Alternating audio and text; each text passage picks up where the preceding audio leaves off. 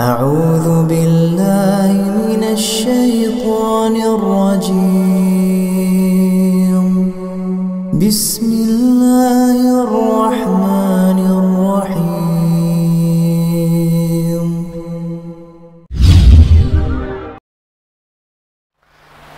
السلام عليكم ورحمة الله وبركاته.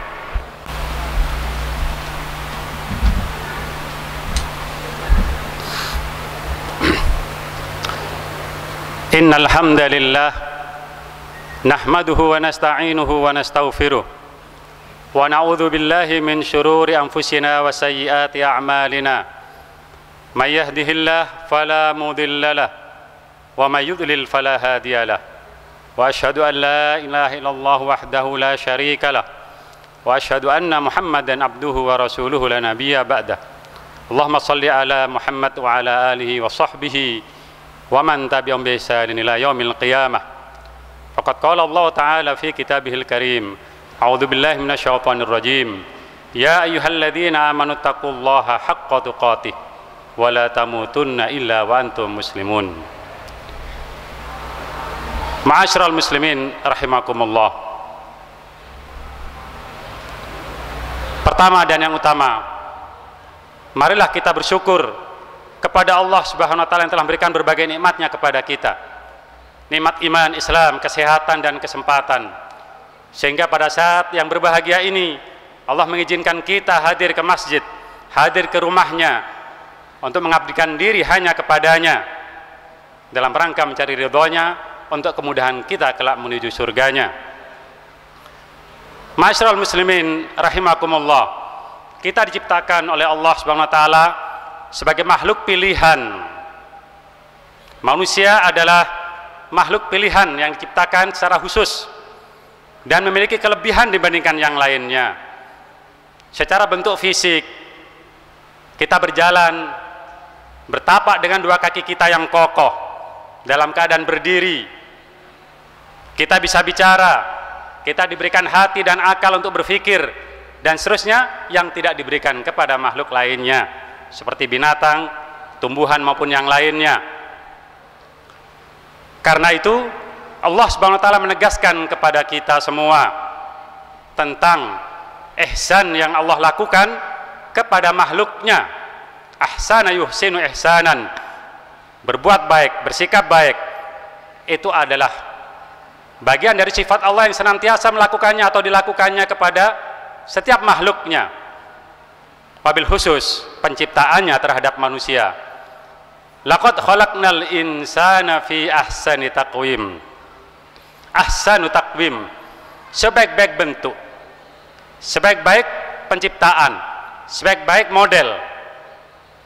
Inilah kebaikan Allah Subhanahu wa taala kepada makhluknya, khususnya kita manusia. Ma'asyiral muslimin rahimakumullah. Karena itu Allah Subhanahu wa taala memuliakan yang namanya manusia sebagai ciptaannya. Karena memiliki kelebihan-kelebihan yang Allah ciptakan sendiri. Dimuliakan. Kata-kata itu dimuliakan adalah tertuju kepada manusia. Walaqad karramna bani adama wa hamalnahum fil barri wal bahri wa razaqnahum minat thayyibat wa faddalnahum ala katsirin mimman khalaqna tafdila. Dalam surat Al-Isra ayat 70. Allah memuliakan kita sebagai manusia, apapun agama kita, karena kemanusiaan itu sendiri adalah mulia, ciptaan Allah Subhanahu wa taala. Tinggal apakah manusia itu mempertahankan kemuliaannya dengan tunduk dan patuh kepada Allah Subhanahu wa taala atau menghindar akan kepatuhannya kepada penciptanya, pemberi kehidupannya, penopang rezekinya. Inilah yang kemudian prosesnya menjadi berbeda hasilnya. Yang patuh dan taat, dia mempertahankan kemuliaannya dan menjadi sebaik-baik makhluk. Sebaliknya ketika tidak mampu mempertahankan kemuliaannya, dia menjadi seburuk-buruk makhluk. Karena memang tidak mengindahkan arahan, perintah dari Allah Subhanahu wa taala. Di samping dimuliakan kita sebagai manusia, Allah Subhanahu wa taala memberikan kelebihan dibandingkan makhluk lainnya. Dengan ilmu kita bisa melangkah, kita dapat ilmu 10 langkah, maka kita bisa melangkah 10 langkah. Untuk langkah ke-11 kita baru belajar lagi agar kita mampu melangkah di 11 ke atas, 11 dan seterusnya, agar langkah kita tidak terjatuh karena tanpa didasari ilmu.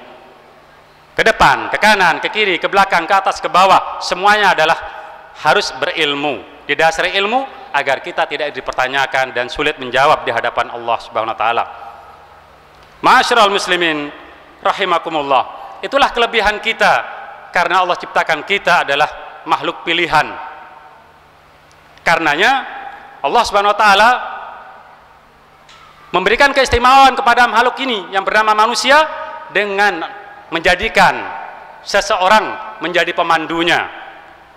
Para nabi adalah pemandu bagi umatnya. Rasulullah SAW adalah nabi bagi kita semua yang sesungguhnya diutus untuk semua manusia, bahkan semua makhluk ini.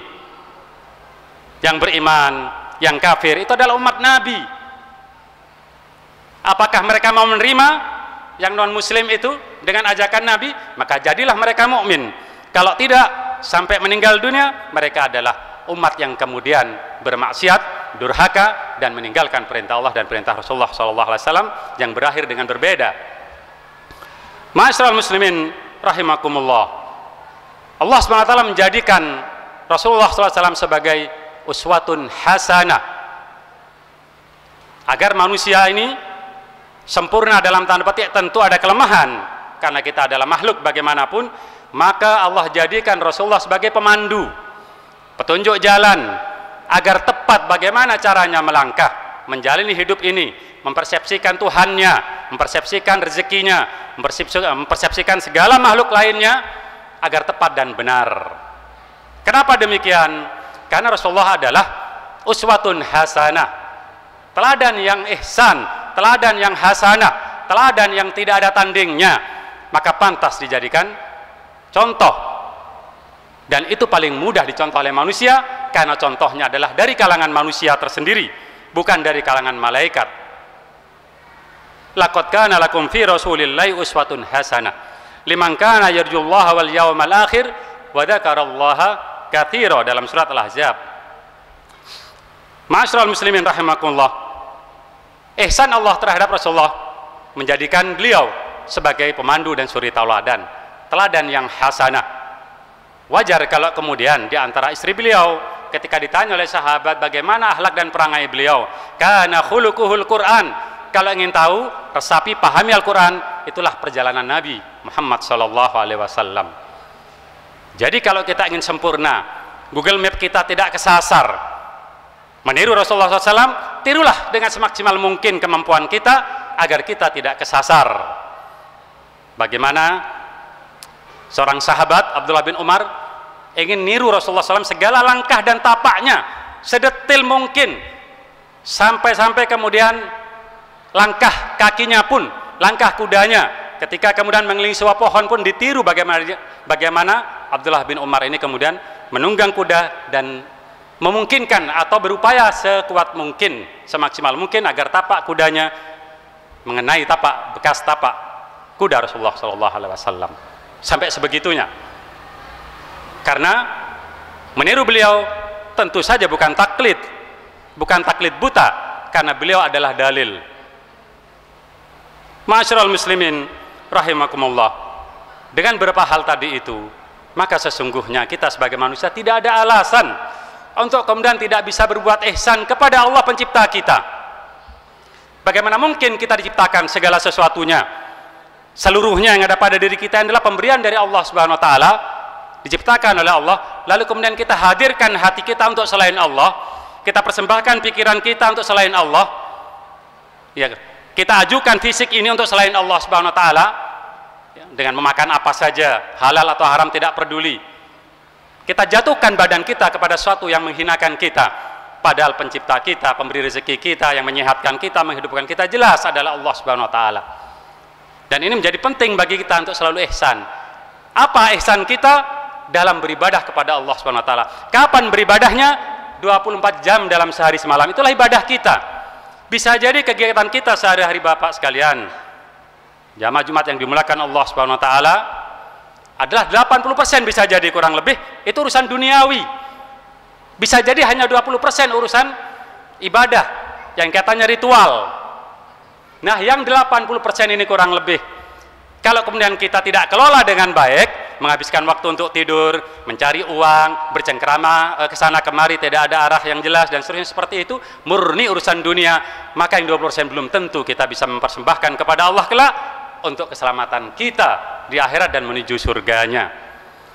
Karena itu tidak ada alasan untuk tidak kita 100%-kan tidur kita adalah ibadah. Karena itu perlu membaca beberapa ayat dan doa menjelang tidur.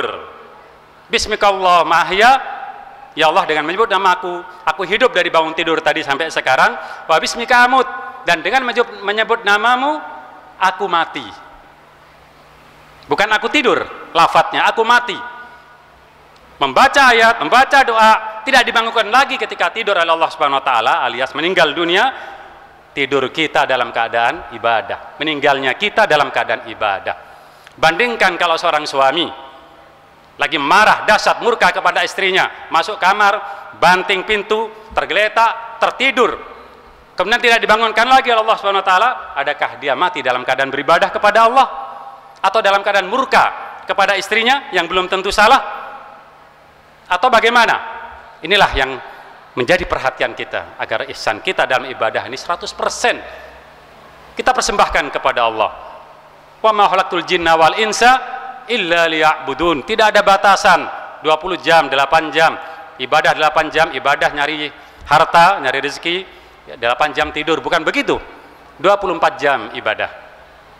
Karena itu sangat rugi kalau kita tidak meniatkan, menyengaja bagaimana menjadikan kegiatan kita sehari-hari murni untuk ibadah kepada Allah Subhanahu wa taala. Begitulah Rasulullah menjawab ketika ditanya oleh malaikat Jibril, "Wa mal ihsan?" dalam hadis yang agak panjang. Al-ihsanu an ta'budallaha ka'annaka tarahu fa illam takun tarahu fa innahu yarak. Ibadah kepada Allah dalam 24 jam itu seolah-olah engkau melihat Allah, engkau dekat dengan Allah. Saya tidur ini, saya dekat dengan Allah. Saya di pasar ini, saya dekat dengan Allah. Saya di kantor, saya dekat dengan Allah. Maka seolah-olah saya ini melihat Allah karena sangat dekatnya. Tetapi kalau tidak bisa merasakan kedekatan saya dengan Allah, ya bahwa saya ini seolah-olah melihat Allah, tidak mampu, maka yakinlah dimanapun kita berada, disitulah Allah akan melihat kita. Di puncak gunung, di tengah lautan, sembunyi di hutan, Allah akan senantiasa melihat kita. Sehingga ketika kita menjadikan Allah satu-satunya sandaran segala aktivitas kita, itulah ihsan kita, tidak mendua kepada makhluknya yang membuat Allah SWT cemburu besar dan marah tentunya. Ma'asyiral muslimin rahimakumullah, tentu saja kita diperintah oleh Allah SWT untuk ihsan kepada teladan kita yang sudah disebut sebagai uswatun hasanah, Rasulullah SAW. Bagaimana ihsan kita? Tentu kita juga taat sepenuhnya kepada beliau, ya, karena wa ma yantiqu anil hawa in huwa illa wahyu yuha, semua dari Allah Subhanahu wa taala. Karena itu yang paling utama, salah satu yang paling utama ihsan kita kepada Rasulullah adalah menunjukkan akhlak kita niru mirip dengan Rasulullah sallallahu alaihi wasallam. Rasulullah mengatakan dalam hadis riwayat Tirmidzi, "Inna man ahabbakum ilayya wa aqrabakum minni majlisan yaumal qiyamati ahasinukum akhlaqa." Begitu Rasulullah mengajarkan kepada kita, orang nanti yang saya cintai, yang paling saya cintai, yang dekat, paling dekat dengan saya, duduknya nanti di hari kiamat itu adalah di antara kalian yang paling baik akhlaknya. Jadi ihsan, ahasinukum akhlaqa, ahsanukum khuluqa dalam lafaz lain. Orang yang paling baik akhlaknya. Apa akhlak yang paling baik? Kana khuluquhul Qur'an. Si fulan itu tetangga saya, akhlaknya luar biasa, sangat mirip dengan Al-Qur'an. Hampir semua yang dibacanya dia lakukan. Gitu kira-kira. Makanya jangan jauh-jauh dengan Al-Qur'an. Al-Qur'an ini adalah panduan hidayah kita. Ma'asyiral muslimin rahimakumullah. Lalu bagaimana ihsan kita kepada manusia lainnya, kepada makhluk lainnya, bahkan kita perlakukan sebagaimana arahan-arahan Rasulullah SAW terhadap binatang misalnya. Kalau kita mau nyembelih korban, ya wa idza dzabhtum, kalau kalian mau nyembelih binatang ternak, ya fa ahsinud dzabha, berihsanlah dalam menyembelih. Ihsan itu punya kasih sayang, bukan dengan marah, karena binatangnya diikat lari terus, membuat marah tukang jagalnya, sehingga dalam menyembelih menjadi tidak ihsan. Kalau orang sekitarnya ikut-ikutan marah, maka sikapnya kepada binatang yang akan dimakan sendiri pun tidak ihsan. Apa yang terjadi kalau kita tidak ihsan kepada makhluk lain? Menyembelih yang akan kita makan saja Rasulullah nyuruh kita agar ihsan. Begitu. Wajar kalau kemudian Allah SWT memberikan hadiah besar ya kepada orang-orang yang ihsan. Lilladzina ahsanul husna wa ziyadah. Orang-orang yang senantiasa berbuat ihsan dalam kehidupannya, mereka mendapatkan surga. Sebagian ulama menafsirkan al-husna itu adalah nama surga, al-husna. Wa ziyadah, dan bonus. Bonus biasanya lebih kecil dari penghasilan utamanya. Tapi di sini bonus adalah nikmat yang paling besar. Sebagian diceritakan, hadis sedikit panjang di riwayat Muslim, ya, dalam hadis qudsi Rasulullah menceritakan, "Hai penduduk surga, setelah kalian masuk, maukah aku tambahkan kalian rezeki yang lain? Apalagi yang kau tambahkan ya Allah?" Kata penduduk surga, "Ya alam tubayyid wujuhana, bukankah engkau sudah jadikan wajah kami terang, bersinar, berseri-seri? Alam tudhilnal jannah, bukankah engkau telah masukkan kami ke surga yang sudah luar biasa ini?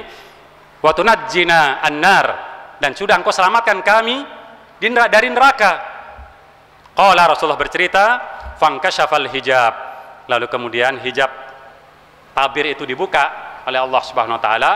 Lalu kemudian tidak ada pemberian yang paling dicintai oleh ahli surga kecuali melihat Allah, melihat wajah Allah Subhanahu wa taala. Itulah ziyadah. Bonus yang lebih dahsyat dari pemberian utamanya berupa surga, bonusnya adalah melihat wajah Allah.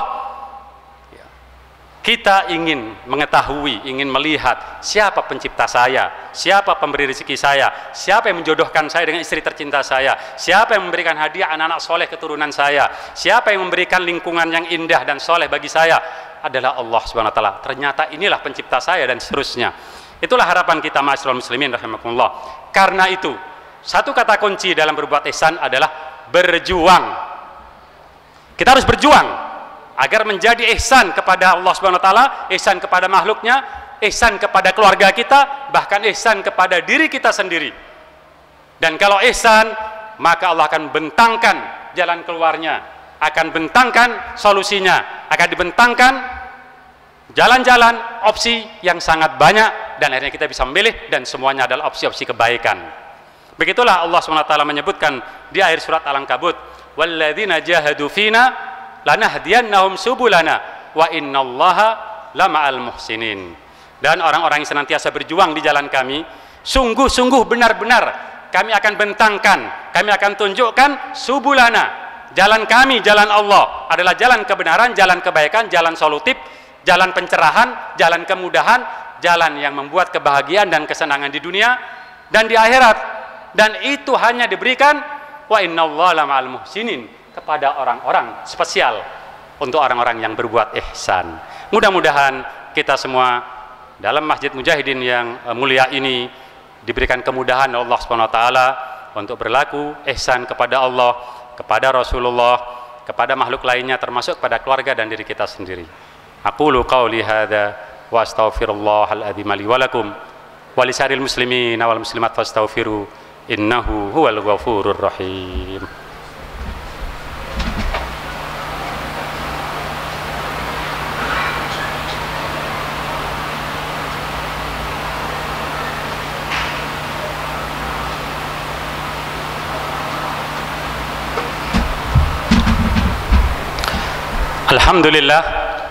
Alhamdulillahilladzi hadana li hadza wa ma kunna linahtadiya laula an hadana Allah. Wa asyhadu an la ilaha illallah wahdahu la syarikalah wa asyhadu anna Muhammadan abduhu wa rasuluhu la nabiyya ba'da. Amma ba'd, fa usikum wa nafsi bi taqwallah faqad fazal muttaqun. Rabbi shrah li sadri wa yassir li amri wa hlul 'uqdatam min lisani yafqahu qawli. Ma'asyiral muslimin rahimakumullah, marilah di khutbah yang kedua ini kita haturkan salawat dan salam kita kepada Rasulullah sallallahu alaihi wasallam dan memohon kepada Allah untuk keselamatan kita, umat Islam, bangsa kita, pemimpin kita, dan seterusnya, hingga kita diselamatkan hingga menuju surganya insyaallah. Innallaha wa malaikatahu shalluna 'alan nabi ya ayyuhalladzina amanu shallu 'alaihi wa sallimu taslima. Allahumma shalli ala Muhammad wa ala ali Muhammad kama shallaita ala Ibrahim wa ala ali Ibrahim wa barik ala Muhammad wa ala ali Muhammad kama barakta ala Ibrahim wa ala ali Ibrahim fil alamin innaka Hamidum Majid. Allahumma izzil Islam wal muslimin wa adil syirka wal musyrikin wa dammir a'daaka a'da'ad-din. Allahumma ansur ibadakal muwahhidin. Allahumma ighfir lil muslimina wal muslimat wal mu'minina wal mu'minat al ahya minhum wal amwat innaka sami'un qaribun mujibud da'awat ya qadiyal hajat. Allahumma ati nafsa taqwaha wa zakki anta khairum man zakkaha anta waliyuha wa maulaha ya rahmar rahimin. Allahumma inna nas'alukal huda wat tuqa wal afafa wal ghina. Allahumma inna nas'aluka ilman nafi'a wa rizqan thayyiba wa amalan mutaqabbala. Rabbana zalamna anfusana wa illam taghfir lana wa tarhamna lanakunanna minal khasirin. Rabbana Allahumma tahhir qulubana minan nifaq wa amalana minar riya wa alsinatana minal kadhib wa ayunana minal khiyanah fa innaka ta'lamu kha'inatal ayun wa ma tukhfis sudur. Rabbana taqabbal minna innaka antas samiul alim wa tub alaina innaka antat tawwabur rahim. Rabbana atina fid dunya hasanah wa fil akhirati hasanah wa qina adzabannar. Sallallahu ala nabiyyina Muhammadin wa ala alihi wasallam.